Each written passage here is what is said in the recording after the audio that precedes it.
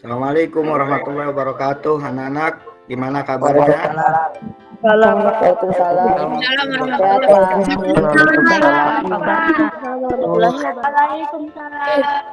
Udah sarapan ya?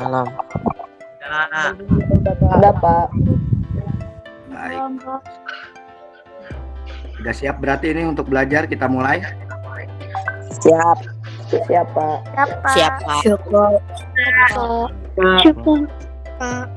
Baik, kalau sudah siap. Siapa? Kalau sudah siap, di mute ya semuanya. Mohon maaf, mohon izin Bu. Selamat datang Bu Umi Sumirah selaku Kepala Sekolah SDN Ciraos 03.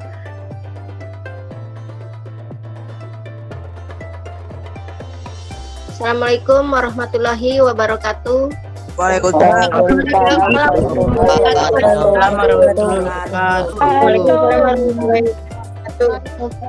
Selamat pagi dan salam sejahtera bagi kita semua. Yang saya hormati Pak Zainal Abidin selaku guru agama Islam kelas 6C dan D ya Pak ya. Bapak Ibu guru SDN Ciracas 03 yang ikut bergabung, anak-anakku sekalian yang Ibu cintai, alhamdulillah kita panjatkan puji syukur kita karena sampai saat ini kita masih diberi nikmat sehat, panjang umur, sehingga kalian bisa melaksanakan lagi pembelajaran secara virtual. Pesan itu tetap kalian jaga kondisi tubuh kalian melalui protokol kesehatan seperti memakai masker, mencuci tangan, atau menjaga jarak. Karena kalian adalah sudah kelas 6. Biasanya kalau kelas 6 sudah agak ngeyel nih dikasih tahu ya sama orang tua. Dibilang jangan keluar, mesti secara diam-diam keluar. Jadi tolong anak-anak persiapkan diri karena kalian akan menghadapi PAS, penilaian akhir semester, pada tanggal 1 sampai tanggal 6 Desember ya 2020. Persiapkan ya supaya kalian mendapatkan nilai yang diharapkan. Tetap jaga kondisi tadi yang sudah saya bilang ya, Ibu bilang patuhi aturan dari pemerintah, patuhi aturan Bapak Ibu gurunya, dan selama pembelajaran tolong speakernya dimatikan dulu. Jadi ketika Pak Zainal atau Pak guru kalian atau Ibu guru kalian menerangkan, itu kalian bisa paham, bisa mengerti. Kalian adalah generasi yang tangguh di saat pandemi, ya namanya tangguh ya. Karena kita juga belum tahu sampai kapan akan berakhir kondisi seperti ini, jadi kita ikuti aturan dari pemerintah ya. Karena biasanya kalau kelas 6 tiba-tiba sudah mendekati ujian ya, jadi tolong dipersiapkan dari sekarang. Kalian jangan terlena mentang-mentang kalian belajar di rumah seenaknya, tidak. Tapi tetap kalian laksanakan, tetap kalian patuhi aturan ya. Oke, siap? Siap anak-anak? Siap. Siap, Bu. Siap, Bu. Harus semangat. Iya. Siap, Bu. Nih, mungkin Pak Zainal saya tidak bisa sampai selesai Pak, karena hari ini juga saya kebetulan ada acara mau langsung ke Ciracas 07, ada yang harus diselesaikan. Jadi tolong di screenshot ya Pak ya. Nanti dikumpulkan kegiatan ini. Jadi ketika kita dari pengawas ditanyakan mana kegiatan kita selama PJJ, kita sudah ada bukti fisiknya ya Pak Zainal ya. Semangat anak-anak, terima kasih, kalian adalah generasi paling tangguh ya. Ya, terima kasih sekali lagi, dan terima kasih kepada ayah bundanya yang telah mendampingi, Bapak Ibu guru yang telah bergabung pada pagi ini. Terima kasih lagi kepada Pak Zainal, sukses. Saya akhiri, wassalamualaikum warahmatullahi wabarakatuh.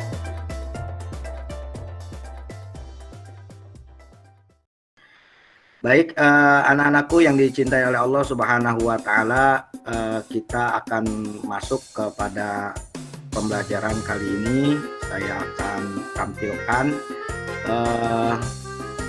presentasi yang akan saya sampaikan, pelajaran yang akan saya sampaikan kepada kalian semua.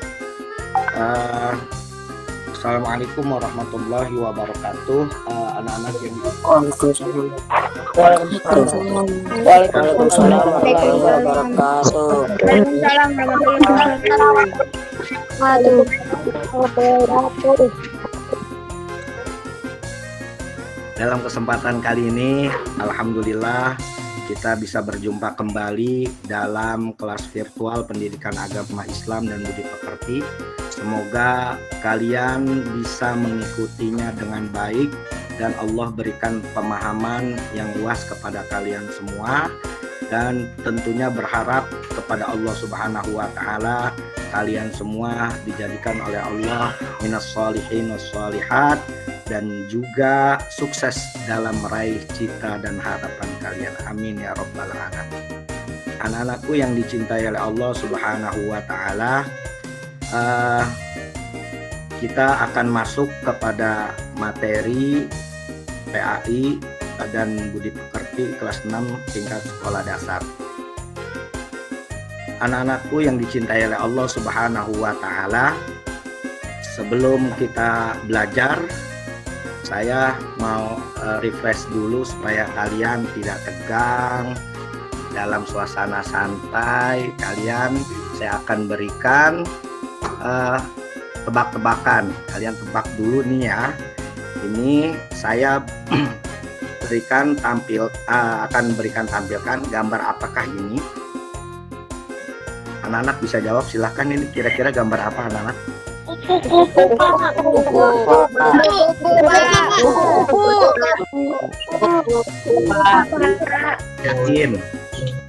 Yakin itu kupu. Kita lihat ya, ini kupu-kupu bukan. Ya, itu kupu-kupu ya. Mana bisa gitu? Gimana caranya itu? Nah, kalian juga nanti termotivasi dengan kayak gini, gimana caranya membuat gajah dengan kupingnya sayap kupu-kupu. Yang kalian bilang kupu-kupu ternyata gajah, anak-anak ya. Ini sekali, ini ada lagi anak-anak, coba lihat di sini. Apakah Pak Jenal, mohon maaf saya izin live ya. Monggo silakan Bu Umi, terima Oke, kasih. Terima kasih, sukses ya. Yuk, assalamualaikum. Assalamualaikum warahmatullahi wabarakatuh. Waalaikumsalam warahmatullahi wabarakatuh. Ini anak-anak, apakah aku adalah mempunyai 4 kaki Kuda. dan mempunyai ekor.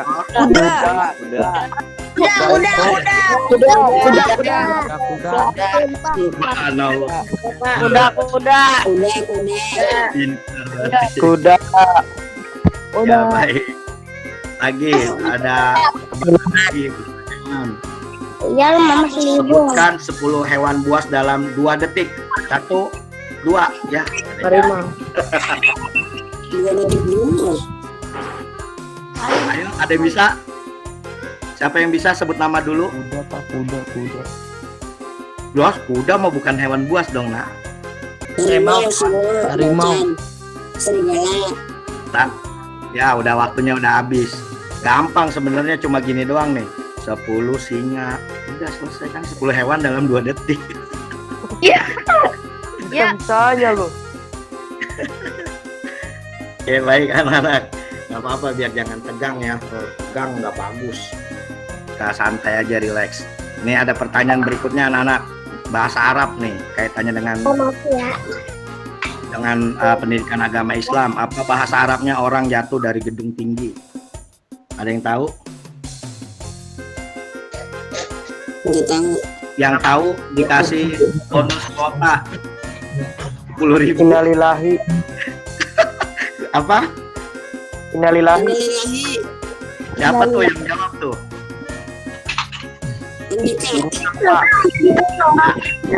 Andika, ntar saya kirim ya. Nanti nomornya. Innalillahi wa inna ilaihi rojiun itu bahasa Arabnya atau istirja anak-anakku sekalian. Baik, saya rasa kita sudahi dulu untuk pertanyaannya. Kita akan masuk kepada mohon izin masuk kepada materi. Sebelum masuk ke materi, kita berdoa terlebih dahulu. Kita baca bersama-sama. Bismillahirrahmanirrahim. Rabbi zidni Amin.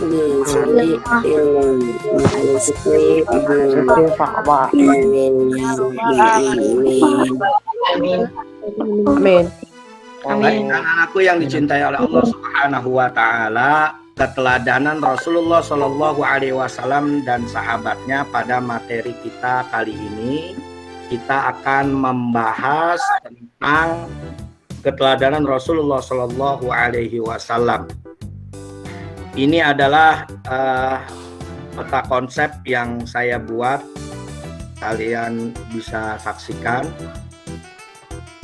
Udah ada gambarnya, Pak. Ini dia keteladanan Rasulullah, kejujuran Rasulullah dan kasih sayang Rasulullah. Kita akan bahas pada pertemuan kali ini. Untuk keteladanan sahabatnya, keteladanan sahabat-sahabat Rasulullah, kepemimpinan Abu Bakar, Umar bin Khattab, Utsman bin Affan, Ali bin Abi Thalib, kita akan bahas pada pertemuan yang akan datang.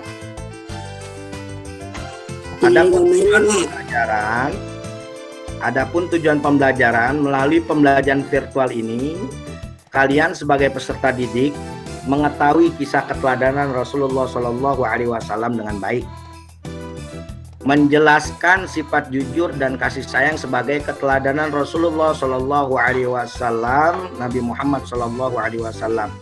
Yang ketiga, yang terakhir, membiasakan berperilaku jujur dan kasih sayang dalam kehidupan sehari-hari.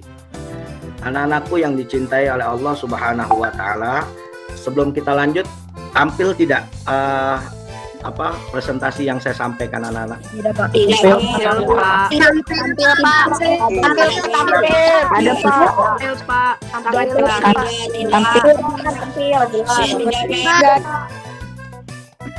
Selanjutnya, perhatikan gambar berikut. Ini ada satu gambar anak-anak dalam berperilaku, contohlah akhlak Rasulullah. Ada seorang ayah yang menasehati kedua anaknya.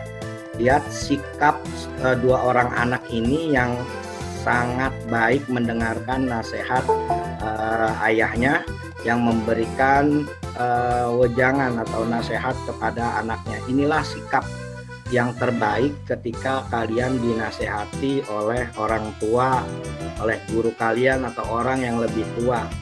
Orang yang menasehati kalian berarti menginginkan kalian menjadi orang baik. Ini adalah salah satu contoh dari akhlak.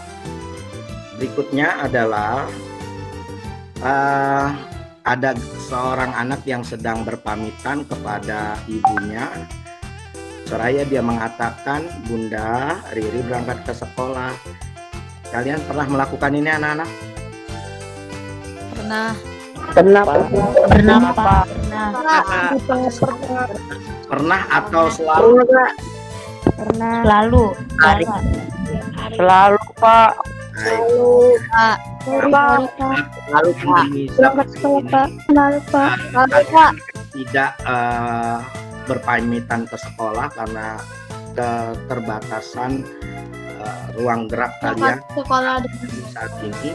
Oleh karenanya ini dulu kalian lakukan dan insya Allah saat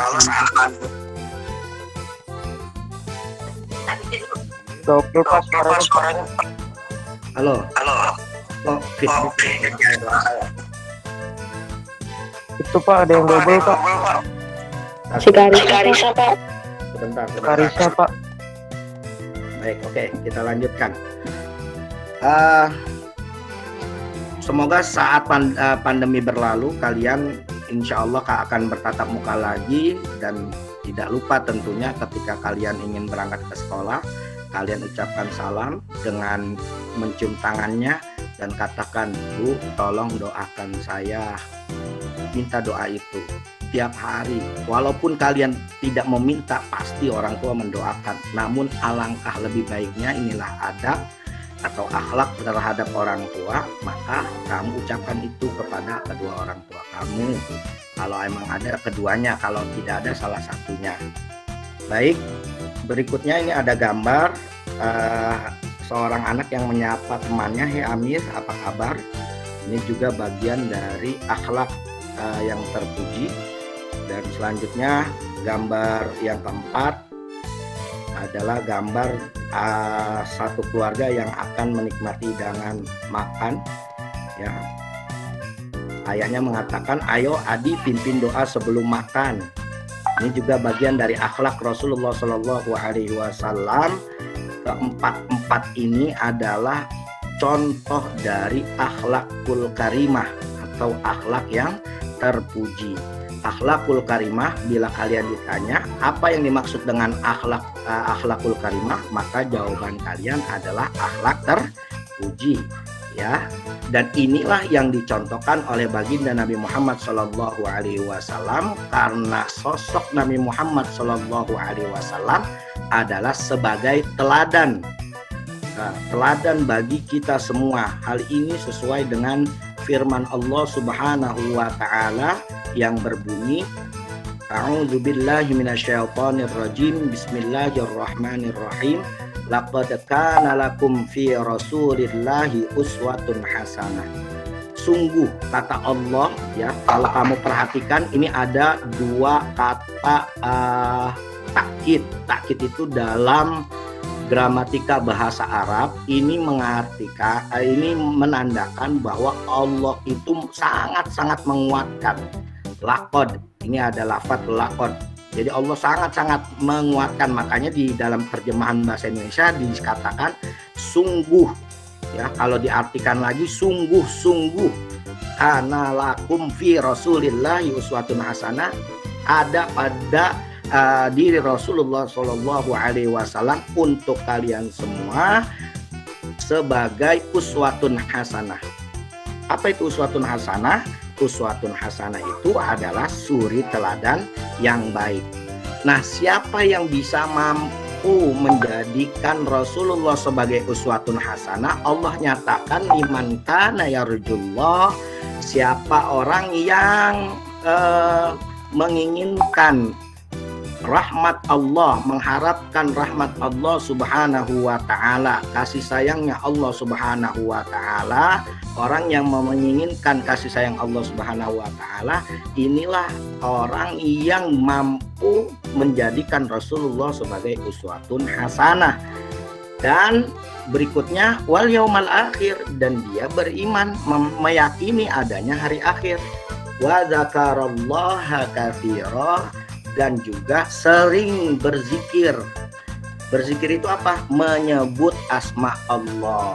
Ya, di sini dijelaskan wa dzakarallaha katsira, dan sering berzikir kepada Allah Subhanahu wa taala sebanyak-banyaknya.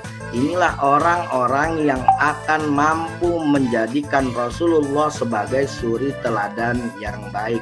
Semoga kita masuk kepada 3 kategori orang yang disebutkan oleh Allah Subhanahu wa taala di dalam firman-Nya, Quran surat Al-Ahzab ayat 21.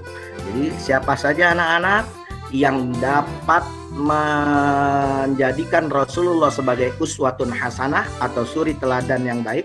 Yang pertama adalah orang yang mengharap rahmat Allah Subhanahu wa ta'ala. Yang kedua, dan meyakini hari akhir atau hari kiamat.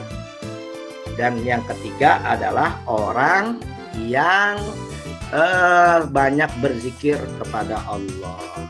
Baik, kita lanjut kepada penyampaian yang berikutnya, kejujuran Nabi Muhammad SAW. Kita akan masuk kepada sub dari materi kejujuran Nabi Muhammad SAW. Lihat di sini. Rasulullah memang terkenal sebagai orang yang jujur dan berakhlak mulia. Ya, beliau sampai Allah menyebut di dalam firman-Nya, wa innaka la'ala khuluqin azim, dan sesungguhnya kamu wahai Muhammad, kata Allah, ya, adalah di atas akhlak yang luhur. Jadi Rasulullah itu paling mulia akhlaknya. Tidak ada seorang pun yang mampu menandingi akhlaknya Rasulullah. Sekuat apapun kita tidak akan bisa meniru atau sama dengan bukan meniru, sama dengan akhlaknya Rasulullah atau bahkan melebihi akhlaknya Rasulullah, tidak akan. Ini Allah yang mengatakan wa innaka la'ala khuluqin azim, maka jelaslah di sini bahwasanya Allah Subhanahu wa taala mengakui bahwa akhlak Rasulullah Shallallahu alaihi wasallam itu melebihi daripada makhluk-makhluknya yang lain.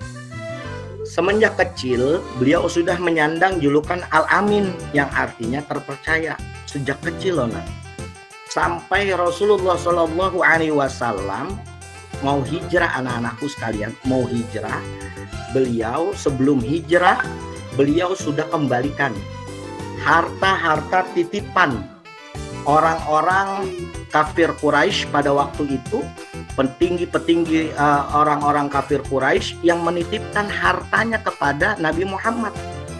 Ini luar biasa anak-anakku sekalian. Nabi Muhammad dia dimusuhi, tapi musuhnya percaya sama beliau untuk dititipkan hartanya, ya emas, ya perak, ya uang dan lain sebagainya, harta-harta orang kafir Quraisy pada waktu itu dititipkan kepada mereka. Maka saat Rasulullah Shallallahu alaihi wasallam hijrah, Ali bin Abi Thalib dikasih tugas. Ali, nih berikan kepada si A, si B, si C, semua di ini ada si A sekian hartanya, si B sekian dan lain sebagainya. Ini menandakan sangat luar biasa, musuhnya aja percaya. Coba ini orang kalau ada kira-kira yang kayak begini, saya yakin nggak ada. Jangankan musuh, teman sendiri aja karena nggak percaya. Ini kan masalah anak-anakku sekalian. Nah ini selanjutnya, Abu Jahal yang selama hidupnya memusuhi Islam dan kaum muslimin, bahkan sempat ingin membunuh Rasulullah SAW, pernah mengatakan, kami tak mendustakan Muhammad, ya, kami tidak mendustakan karena kami tahu bahwa engkau adalah orang yang jujur, tapi kami hanya mendustakan agama yang engkau dakwahkan. Tuh. Karena saking luar biasanya Rasulullah SAW jujurnya, maka beliau mendapatkan gelar Al-Amin, terpercaya. Urusan mereka tidak memeluk agama Islam bukan karena nggak percayanya sama Nabi Muhammad, karena dia tidak mau agama nenek moyangnya. Mereka tidak mau agama nenek moyangnya itu digantikan oleh ajaran agama Islam. Ini masalahnya. Ketika mereka tidak mau digantikan dengan ajaran yang dibawa oleh Nabi Muhammad SAW, itu lebih-lebih disebabkan karena beliau tidak ingin kehilangan pengaruhnya. Seperti Abu Jahal, Abu Lahab, itu adalah tokoh-tokoh kafir Quraisy pada waktu itu. Kalau dia beriman kepada Nabi Muhammad, maka niscaya beliau dianggapnya sudah tidak ada lagi mendapatkan kedudukan pimpinan di kalangan Quraisy pada waktu itu. Itu masalahnya hanya itu aja anak-anak. Nah, kejujurannya pun menjadikan pemimpin Makkah memberikan kepercayaan kepada Nabi Muhammad SAW untuk menyelesaikan perselisihan pada saat peletakan Hajar Aswad waktu perbaikan Ka'bah. Karena saking dipercayanya Nabi Muhammad itu bisa memberikan solusi. Dipercaya itu anak-anak karena memang kredibilitasnya luar biasa, kompetensinya luar biasa, kemampuannya luar biasa Nabi Muhammad, maka juga dipercaya.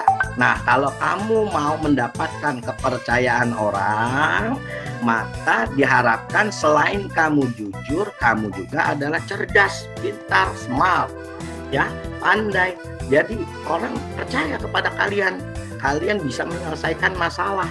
Itu adalah kemampuan yang sangat luar biasa. Ini sudah dilakukan oleh Rasulullah SAW. Saat itu Ka'bah direnovasi, dan ketika sudah jadi ingin diletakkan Hajar Aswad, mereka berebut dari 360 suku, kepala sukunya anak-anak ya, kepala sukunya itu menginginkan semuanya itu meletakkan kembali Hajar Aswad di tempatnya semula.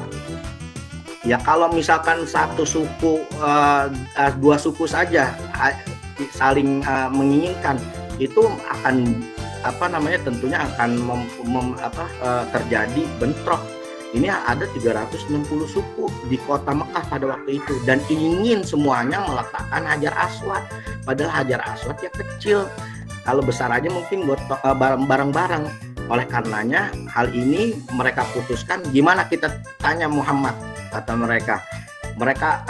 Muhammad adalah orang yang sangat cerdas, orang yang kita bisa percaya untuk menyelesaikan masalah ini. Maka mereka berunding dan itu keputusannya. Nabi Muhammad katakan, ya udah nanti saya akan lakukan. Nabi Muhammad belah sorban ya, seperti mungkin tampil di gambar kalian, di hadapan kalian. Nah, semua kepala suku itu megang sisi dari sorban Nabi Muhammad, sehingga mereka merasa terhormat ya, karena mereka bisa memindahkan Hajar Aswad kembali ke Ka'bah. Karena pada waktu itu walaupun kafir, beliau tidak beriman kepada Allah dan Rasulnya, mereka tetap menganggap bahwasanya Ka'bah dan juga batu Hajar Aswad itu adalah batu yang mulia, yang mereka hormati. Sama kayak kita pun begitu, menyatakan bahwa Ka'bah dan Hajar Aswad adalah yang dimuliakan oleh Allah Subhanahu wa Ta'ala. Maka Nabi pun begitu memuliakannya, dan diciumnya Hajar Aswad oleh baginda Nabi Muhammad SAW. Sampai saat ini pun kaum muslimin ya, kita semua insya Allah kita akan berada di kota Mekah, kita melakukan ibadah haji, insya Allah kita bisa mencium Hajar Aswad, mencontoh baginda Nabi Muhammad SAW. Baik, ini kejujuran Nabi Muhammad SAW. Berikutnya, sekarang apa sih itu jujur ya? Jujur itu yang buat sarapan ya anak-anak ya? Bukan? Jujur buat sarapan bukan, Nak? Bukan, Pak. Itu bubur, Pak. Oh ya, bubur. Ya, tegang banget. Ya, coba tolong tampilkan gambar kalian, video kalian ya, Nak ya. Ada yang masih belum menampilkan video kalian, tolong ditampilkan. Ya, jujur adalah mengatakan atau melakukan sesuatu sesuai dengan kenyataan. Ya, ini mengatakan sesuatu dengan kenyataannya, ini sudah bisa dimengerti. Melakukan sesuatu sesuai dengan kenyataannya, ini pun bisa dimengerti oleh kalian. Misalkan ada kan orang yang berpenampilan baik, misalkan rapi, pakai baju koko, ya pakai peci, pakai kain sarung, pokoknya rapi dah. Seolah-olah dia adalah ingin beribadah kepada Allah, melakukan langkahnya ke masjid atau musola. Ternyata di musola bukan mau sholat, tapi dia mau menyolong sendal misalkan. Itu kan berarti juga tidak jujur, karena dia melakukan sesuatu tidak sesuai dengan kenyataannya. Ini hadis Rasulullah SAW agar kita bisa termotivasi untuk melakukan jujur.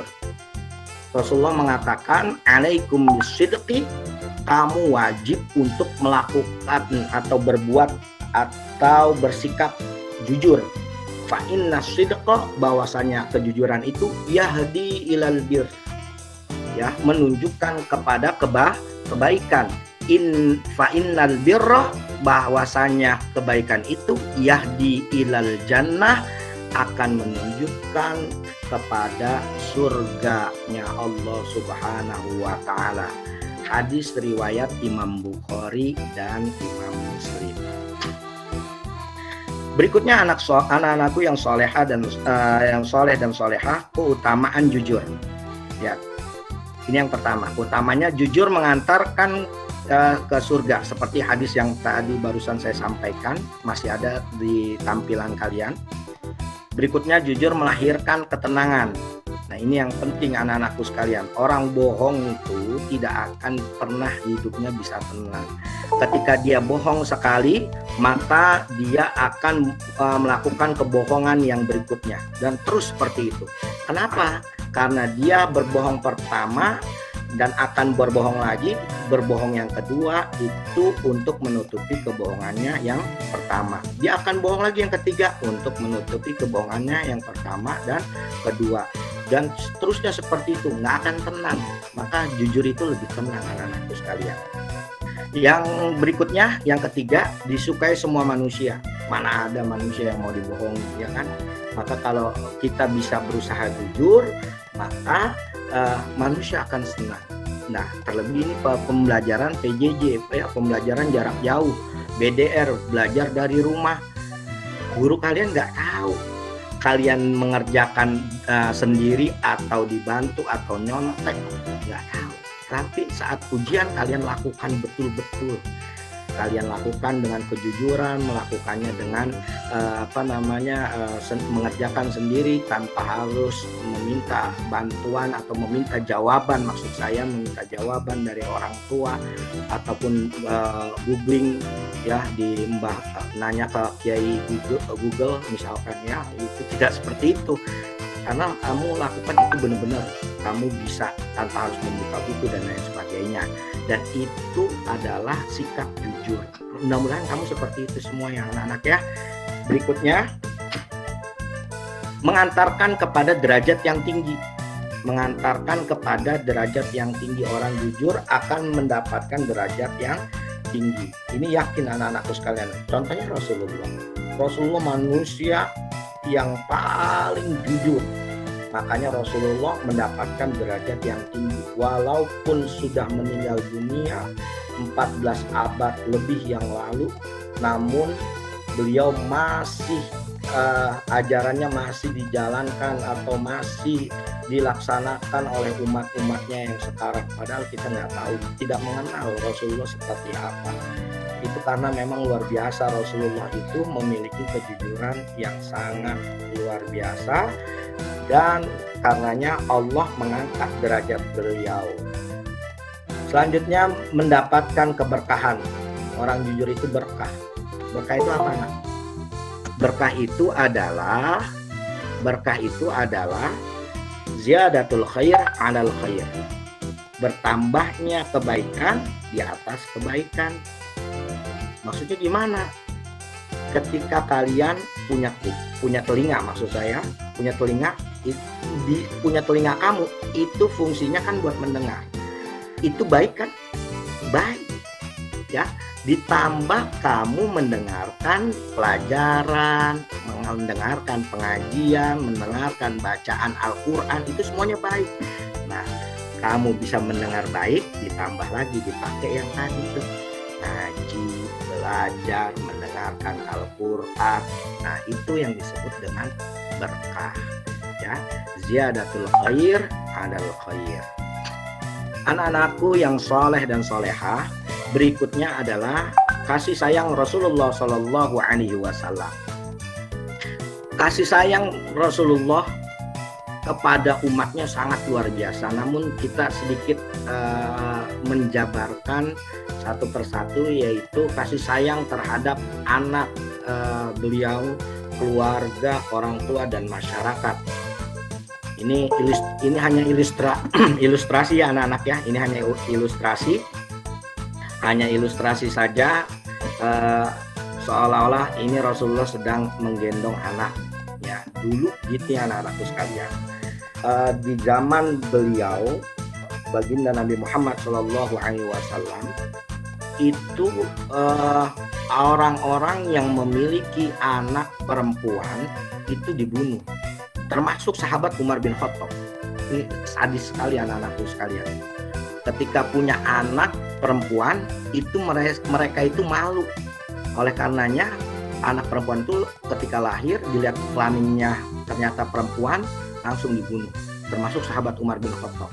Makanya sahabat Umar bin Khattab itu anak-anakku sekalian, ketika mengingat itu, sahabat Umar bin Khattab sangat merasa bersalah dan meneteskan air mata sedih karena ingat anaknya itu dibunuh oleh tangannya sendiri. Karena belum ada waktu itu sahabat Umar bin Khattab belum masuk agama Islam. Nah, sedangkan Rasulullah Shallallahu Alaihi Wasallam justru bahkan bangga dengan anak perempuannya, digendongnya itu Fatimah, ya anaknya Rasulullah Shallallahu Alaihi Wasallam. Ada berapa anaknya Rasulullah? Ada yang tahu? Sebelum saya lanjut. 3. Kurang tepat. 6 Pak. Ah? 7. 7. Yang bilang 7. Ada yang bisa?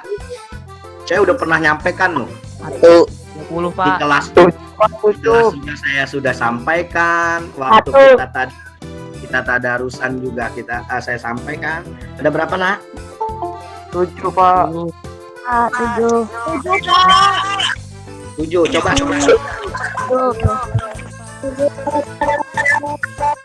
Coba sebutkan satu. Siapa yang bisa? Siapa yang bisa? 6 Pak, 6. Coba ya, yang 6. Coba saya pengen tahu siapa yang jawab 6 tadi. Andika Wesley. Oke, Andika Wesley, silahkan sebutkan satu. 1 Kasim. Dia pintar. Kasim, Abdullah, Abdullah pintar. Zainab, Ruqayyah, Ruqayyah. Umi Kulsum, Berikutnya. dan Fatimah. Baik. Anda layak dapat pulsa sebesar 10.000. Andika Wesley. Langsung japri ya. Tadi sama siapa tadi yang jawab itu juga? Yang sebelumnya.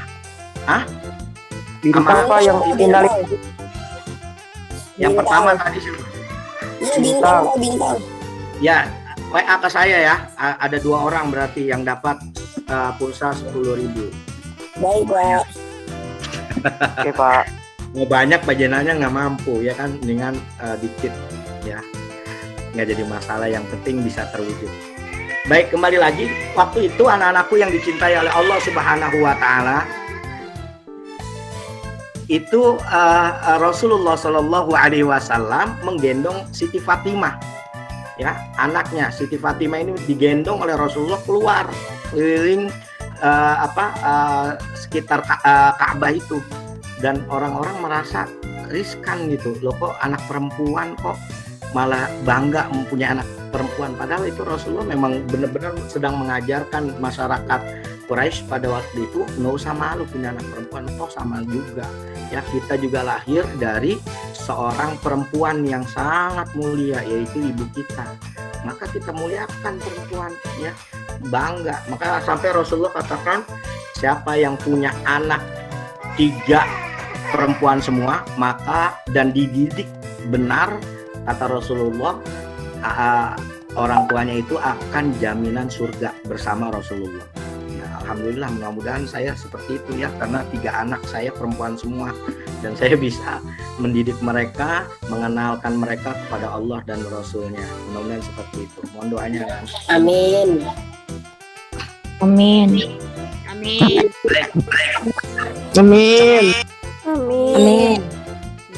Baik. Amin. Rasulullah sangat mencintai cucunya. Rasulullah sangat mencintai cucunya Hasan dan Husain. Dua putra dari Siti Fatimah, anaknya. Siti Fatimah punya suami namanya Ali bin Abi Thalib, ya. Beliau itu cucu Rasulullah Shallallahu Alaihi Wasallam yang sangat dicintai oleh baginda Nabi Muhammad Shallallahu Alaihi Wasallam. Maka Rasulullah selalu menciumnya. Jadi biasa ya, saya nggak tahu kamu sering dicium nggak sama orang tua kamu. Mudah-mudahan, saya berharap Sering. seperti itu, karena efeknya sangat luar biasa anak-anakku sekalian ya. Jadi dan pahalanya juga luar biasa ya, dicium ubun-ubunnya, keningnya, pipinya ya, itu orang tua mencium anaknya itu sangat besar pahalanya. Kalau misalkan orang tua kalian belum melakukan itu kepada kalian ya, kamu sodorkan aja, mah cium aku dong mah, ya biar orang tua kamu dapat pahala. Ketika orang tua kamu dapat pahala, kamu juga dapat pahala tentunya. Ya, ini luar biasa. Rasulullah sangat cinta kepada cucunya, ya, Hasan dan Husain. Maka pernah suatu saat Rasulullah itu lagi sholat berjamaah dengan para sahabat. Saat posisi sujud, ya, Husain ini cucu beliau, salah satu cucu beliau itu nunggangin ya anak ya. Jadi posisi sujud, jadi ada di punuknya Rasulullah, ya, bagian leher belakang ini didudukin sama Husain pada waktu itu. Dan Rasulullah nggak gimana gitu kan, karena orang kadang ini yang sering saya lihat, ada orang tua Pak Haji galak banget sama anak-anak, lagi sholat bercanda diomelin. Padahal Rasulullah tidak melakukan hal itu, anak-anakku sekalian. Meskipun saya nggak membenarkan kalau kalian bercanda di masjid itu dibenarkan sama saya, enggak. Cuma orang-orang yang melakukan membentak anak di musola di masjid, ya, tentunya ini akan mempengaruhi mental anak. Akhirnya anak tidak mau berangkat ke masjid atau musola. Wah, Pak Jenal pernah marah di musola waktu di sekolah. Kalau saya dalam hal mendidik kalian untuk bisa menerapkan kedisiplinan kepada kalian, agar kalian di masjid dan di musola manapun kalian bisa menerapkan itu dengan baik. Ya, nah, kembali lagi, sahabat Husain pada waktu itu menduduki punuknya Rasulullah SAW. Akhirnya Rasulullah sujudnya lama. Sampai sahabat lagi sholat itu pada bukan gerundel, ini ada apa ya? Kok Rasulullah sujud lama sekali? Barangkali wahyu turun ini. Mereka menganggap seperti itu semua. Maka setelah salam saat cucunya Husain itu sudah tidak ada lagi di punuknya Rasulullah, maka Rasulullah kembali melakukan sholat. Dengan melanjutkan sholatnya, selesai salam, para sahabat bertanya, Rasulullah itu tadi sujud kenapa lama sekali? Apakah wahyu turun kepadamu, wahai Rasulullah? Rasulullah tersenyum, tidak wahai sahabatku, itu aku lakukan karena cucuku sedang duduk di atas punukku, kata Rasulullah seperti itu. Oh, luar biasa anaknya. Rasulullah sangat sayang. Coba kalau orang yang so agamis, anak dimaki-maki itu langsung dasar anak agak tahu diri. Orang lagi sholat juga, bapak lagi sholat juga, malah didudukin. Kan nggak boleh Rasulullah loh, ya. Makanya hati-hati ya anak-anak ya. Kalau kalian nanti sudah dewasa punya anak, tidak boleh diperlakukan seperti itu.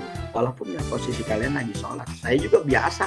Anak begitu, tahu saya lagi mau sujud, dia tiduran di depan saya, ya saya angkat dulu tanpa melebihi 3 gerakan, ya, saya sambil angkat, saya taruh, saya dudukkan, baru saya sujud. Itu begitu anak-anakku sekalian, ya, mencontohlah bagaimana Rasulullah memperlakukan anak. Nah, ini yang penting. Hadis Rasulullah, man la yarham la yurham. Siapa orang yang tidak mengasihi, tidak memberikan kasih sayang, tidak mempunyai kasih sayang, maka la yurham, dia tidak akan orang tidak akan disayang kepada dia, atau orang tidak menyayangi dia. La yurham, maka tidak disayang. Man la yarham, siapa yang tidak mempunyai kasih sayang, la yurham, maka dia juga tidak akan diberikan kasih sayang. Nah, ini juga senada dengan hadis Rasulullah SAW yang lain, yaitu irhamu man fil ard, kasihilah orang-orang atau makhluk Allah yang ada di bumi, yarhamka man fis sama, maka niscaya yang di langit, makhluk yang ada di langit akan juga mempunyai kasih sayang kepada orang yang memiliki kasih sayang di bumi. Nah, itu kasih sayang juga bukan hanya kepada manusia, ini makhluk. Makanya bahasanya man. Ya, kalau kamu nanti masuk ke pesantren, kamu tahu itu apa man itu. Ya. Berikutnya, Ibnu Mas'ud radhiyallahu anhu pernah bertanya, amal apakah yang paling disukai oleh Allah Subhanahu wa taala? Nabi Muhammad mengatakan mengerjakan sholat tepat pada waktunya. Lalu beliau bertanya lagi, lalu apa lagi Rasulullah? Ya, berbakti kepada kedua orang tua kedua.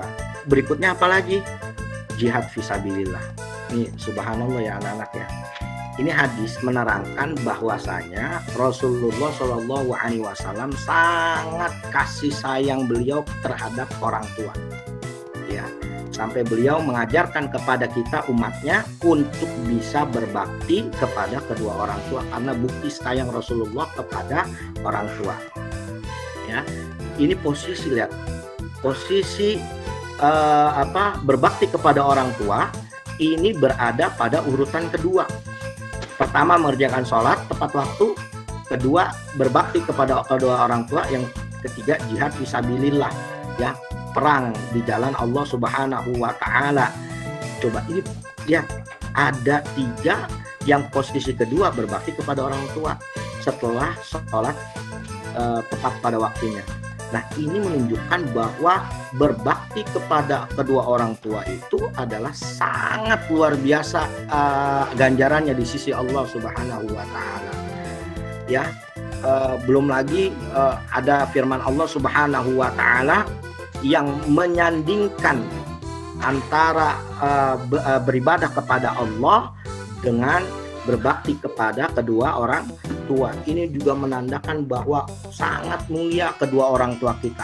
Kalau Allah dan Rasulnya saja memuliakan kedua orang tua, masa kita anaknya nggak mau memuliakan orang tua kita? Ini kan kebangetan, ya, luar biasa orang anak seperti ini. Tapi insya Allah kalian anak yang soleh dan soleha tidak berbuat durhaka kepada kedua orang tua kalian.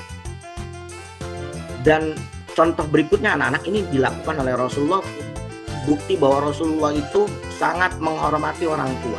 Dicontohkan oleh beliau saat memberikan dakwahnya kepada para sahabat. Beliau Nabi Muhammad Shallallahu Alaihi Wasallam itu datang, dilihat dari jauh ada seorang perempuan. Ternyata sampai di dekat pandangan beliau, ternyata ibu susunya. Siapa ibu susunya Rasulullah? Anak-anak ada yang tahu ibu susunya Rasulullah? Ada yang tahu? Ibu susunya Rasulullah siapa namanya? Sebelum saya lanjutkan. Halimah, Pak. Iya. Nama lengkapnya siapa? Halimah. Sadia. Iya, pintar. Halimatus Sa'diyah. Halimah. Ya, ibu susunya beliau adalah Halimatus Sa'diyah. Halimatus Sa'diyah datang dan Rasulullah langsung berdiri, anak-anakku sekalian, dalam rangka menghormati dan menyambut kedatangan ibu susunya. Datang tuh Halimatus Sa'diyah, ya, menghampiri Rasulullah. Kata Rasulullah, kesini ibu, silakan duduk. Digelar langsung sorban beliau. Ya, sorban beliau digelar untuk alas duduknya ibu susunya. Itu ibu susunya, apalagi ibu kandungnya. Ya, ibu susunya aja dihormati oleh Rasulullah. Ini mengajarkan kepada kita bahwasanya kasih sayang Rasulullah Shallallahu Alaihi Wasallam terhadap orang tuanya sangat luar biasa. Yang kita insya Allah bisa dan harus bisa meniru kasih sayang Rasulullah kepada orang tua. Rasulullah tidak pernah menyakiti hati orang lain, ya. Ini masyarakat tentunya. Ini contoh kasih sayang Rasulullah kepada masyarakat. Hal itu dapat dibuktikan dalam hadis beliau yang artinya barang siapa yang beriman kepada Allah dan hari akhir, maka hendaknya ia berkata yang baik atau diam, ya, nggak sekata-kata. Ini kan ini sudah menjadi kebiasaan kalian. Bahasa bego kayaknya udah nggak udah melekat sekali di lidah kalian, ya. Coba kalian tanggalkan itu sedikit-sedikit, ya. Biasakan jangan pernah mengatakan itu lagi. Ini kan bego, dikit-dikit bego, tolol, bego, temen itu tanpa disadari. Saya yakin itu nggak tanpa disadari kalian. Maka ketika mau bicara itu tolong direm, set. ya. Karena menyakiti, tentunya menyakiti. Mana ada sih orang walaupun bego ya, walaupun bego orang atau tidak pintar, tidak cerdas, itu tidak akan mau dikatakan bahwa dia itu juga tidak cerdas atau bego itu, ya. Tidak mau. Maka ini lebih baik diam, berkata yang baik atau diam. Ya udah, menang baik. Tapi yang bagus sih berkata yang baik. Kalau diam aja juga kan ngerinya disangka sariawan atau gagu, ya. Tidak seperti itu. Tapi kalau memang yang kalau ngomong terus yang nggak bisa berkata baik, ya lebih baik diam nih Rasulullah SAW.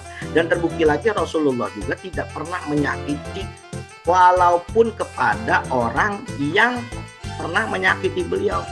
Ingat waktu dulu saya pernah kisahkan kepada kalian bagaimana Rasulullah ingin hijrah ke Taif, ya, suatu daerah yang sangat subur di Mekah pada waktu itu. Nah, Rasulullah disambut bukan dengan karpet merah dengan rebana atau marawis seperti para habaib atau kiai yang disambut saat ingin berceramah, tidak. Tapi Rasulullah disambut itu dengan batu yang sangat banyak menghujani tubuh Rasulullah Shallallahu Alaihi Wasallam sampai keningnya Rasulullah, dekat pelipis matanya beliau, ya, terluka dan meneteskan darah. Segera langsung malaikat Jibril, ya, mengambil darah itu, nadangin supaya tidak jatuh ke kota Taif. Dan mengatakan malaikat Jibril, Rasulullah, tahukah kamu apa akibatnya darah bila menetes ke bumi Taif ini? Darahmu menetesi bumi Taif ini. Apa Jibril? Kata Rasulullah, bukit Taif ini, kata malaikat Jibril, tidak akan pernah menumbuhkan tumbuh-tumbuhan sampai hari kiamat nanti. Masya Allah, saking murkanya kekasih Allah dilukai. Itulah perilaku atau perilaku dari alam ini melakukan orang yang dicintai oleh Allah Subhanahu wa Ta'ala sampai segitunya, ya. Dan saat itu pula malaikat Jibril menawarkan, Rasulullah, jika kau bersedia, itu bukit Taif akan kami tublekin. Apa kalau bahasa Betawi tublekin? Tumpahin, ya, tindihin, ya, ditindihin ke mereka yang telah menyakiti engkau.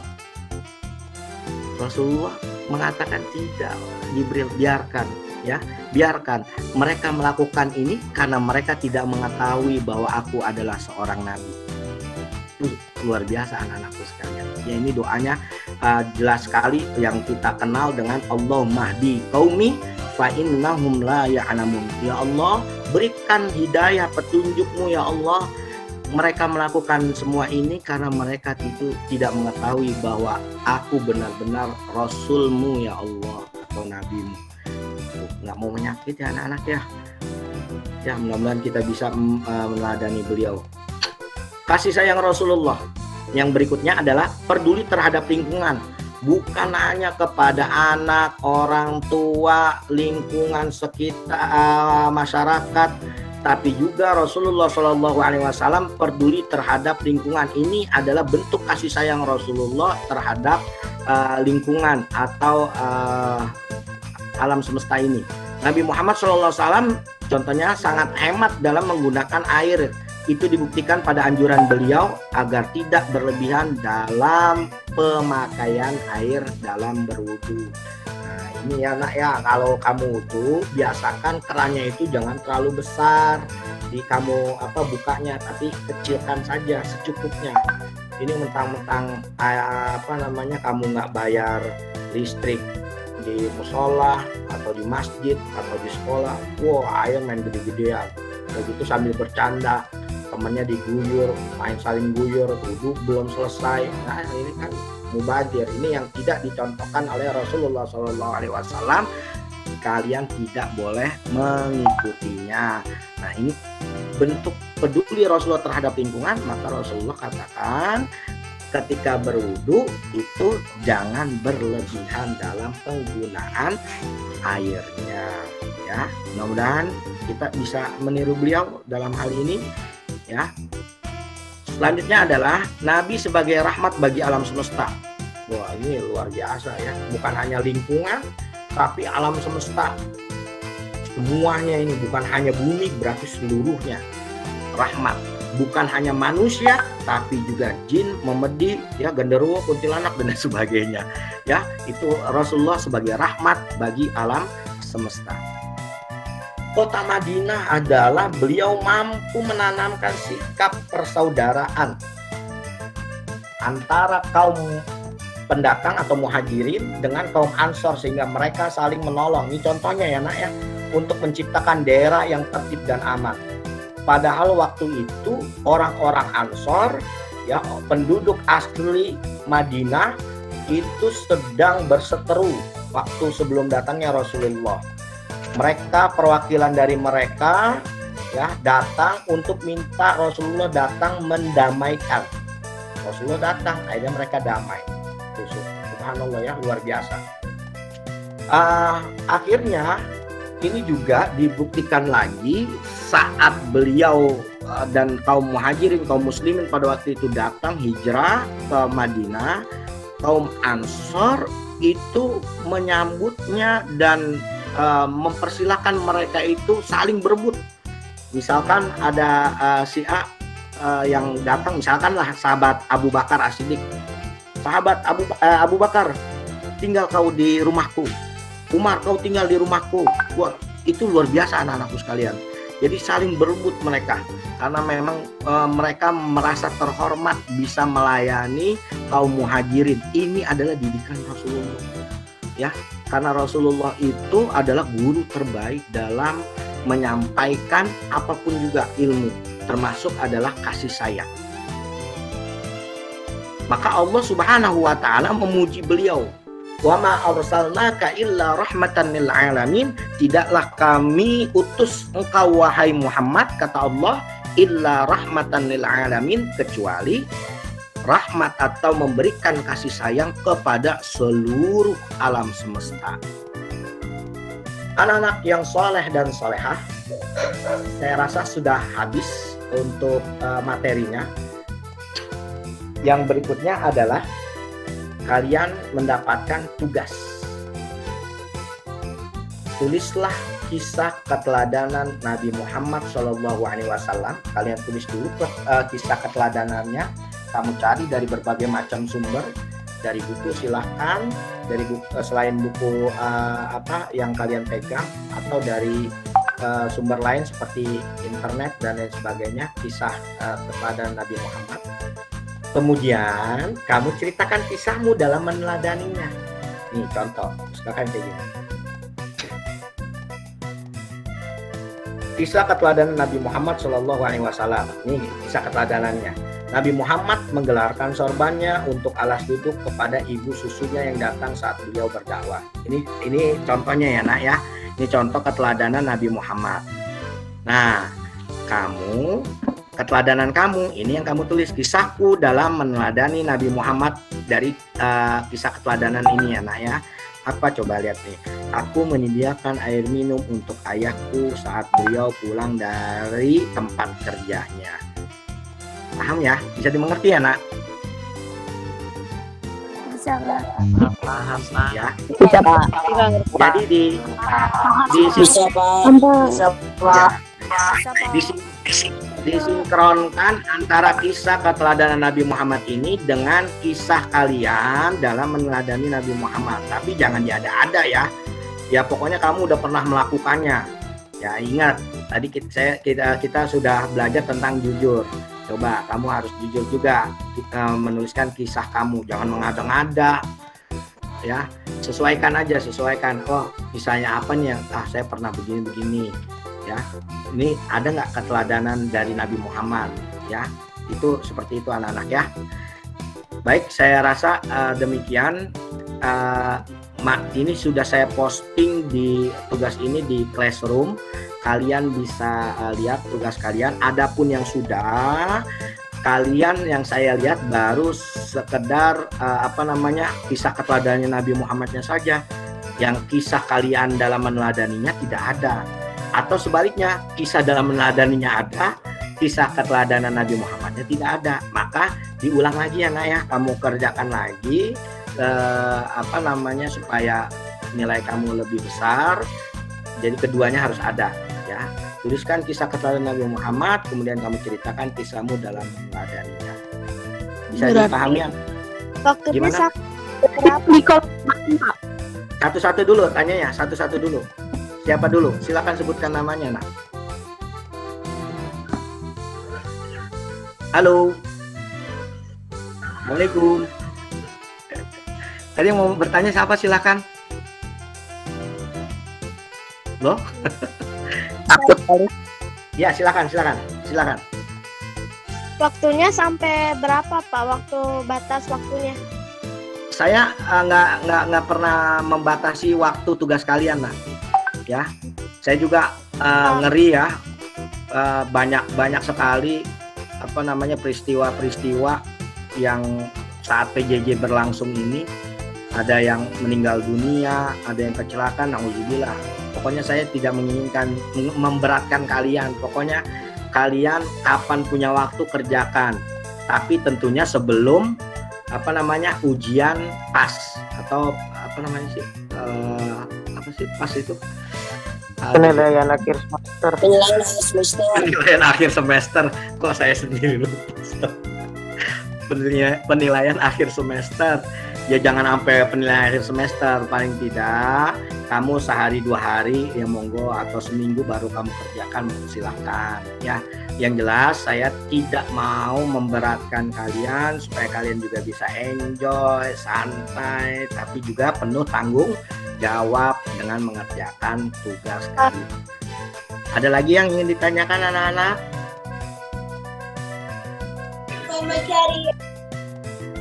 Gimana? Gimana nak? Silakan. Itu contoh keteladanannya satu doang atau berapa Pak? Satu aja. Satu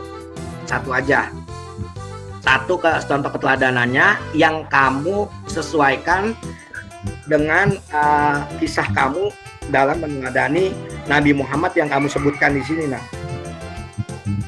Ya, paham ya? Paham Pak. Pas kirimnya kemana Pak? Di Classroom, nak. Di Classroom. Mohon maaf, saya bukannya tidak mau menerima di WhatsApp atau WA, karena memori handphone saya penuh. Udah nggak bisa menerima gambar, video, udah nggak bisa ngeliat saya ya. Jadi mohon maaf, kalian usahakan dengan kemampuan kalian. Kalaupun memang terpaksa tidak bisa juga, misalkan handphonenya jadul ya, monggo silahkan kamu simpen dulu tugas kamu. Nanti saat sebelum pas, seminggu sebelum pas, kamu bisa serahkan saya, entah saya ke rumah kamu atau kamu ke rumah saya ya. Nggak mungkin kalau kamu ke rumah saya ya, karena kamu nggak tahu. Saya juga nggak tahu rumah kamu sih ya, kita janjian lah di mana gitu kan, di sekolah ya. Tapi yang jelas tidak berbondong-bondong. Udah banyak kok yang udah ngirimin tugas, tapi masih ada beberapa di antara kalian yang belum menyerahkan tugas ya, masih banyak. Ada yang sama sekali belum masuk, saya juga nggak tahu, ngabarin enggak. Tapi mudah-mudahan nggak ada kendala yang berarti dan orangnya masih keadaan sehat walafiat. Saya nggak sebutkan. Baik, nggak ada yang ditanyakan lagi anak-anak? Tidak. Tidak Pak. Dipahami semua ya materi dan tugasnya. Pak. Iya. Udah. Iya Pak. Baik. Kalau sudah berarti kita akhiri. Terima kasih atas kebersamaannya dan saya ucapkan wallahul muwaffiq ila aqwamit thoriq. Assalamualaikum warahmatullahi wabarakatuh.